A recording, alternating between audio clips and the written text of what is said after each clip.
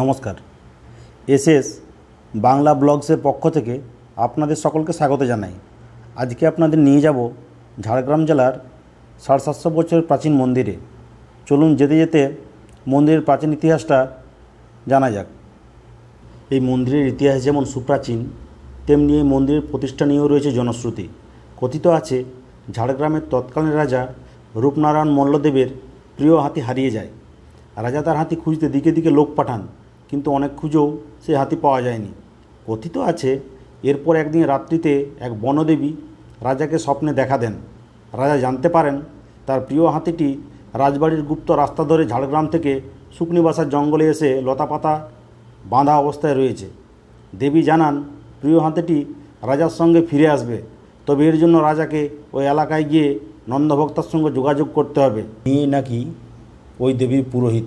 এখন আমরা মন্দিরে এসে পৌঁছালাম। আর এই মন্দিরটি হলো প্রায় 750 বছরের প্রাচীন মা গুপ্তমণির মন্দির। মনস্কামনা জানিয়ে ভক্তরা এখানে মাটির হাতি ঘোড়া পুজো দিয়ে বেঁধে যান, পূরণ হয় মনস্কামনা। রাজা রূপনারায়ণ মল্লদেব পরদিনই স্বপ্নাদেশ পাওয়া নির্দেশ মতো কাজ করেন। পুরোহিত ওই হাতিকে দেবীর ফুল বেলপাতা খাওয়ালে হাতি ফের রাজার সঙ্গে ফিরে যায়।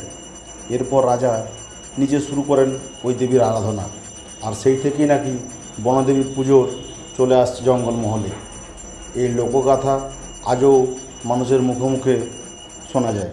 যেহেতু দেবী এখানে গুপ্ত জায়গায় ছিলেন, তাই তাকে মা গুপ্তমণি বলা হয়।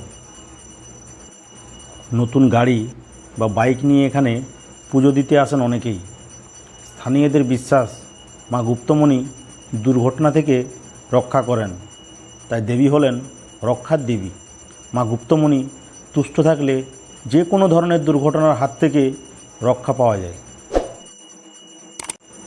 মন্দিরের মধ্যে ঘুটঘুটে অন্ধকার, জ্বলছে বেশ কিছু ধূপ ও মোমবাতি। আজও এই মন্দিরে প্রাচীন রীতি মেনেই মায়ের পুজো ব্রাহ্মণ নয়, লোধা শবর সম্প্রদায়ের সদস্যরাই পুজো করেন দেবী গুপ্তমণিকে। দেবী দুর্গারূপেই পূজিত হন মা গুপ্তমণি। এই মন্দিরে সন্ধ্যার পর নিমজ্জিত হয় গাঢ় অন্ধকারে। কোনো আলো জ্বালানো হয় না, এমনকি প্রদীপও।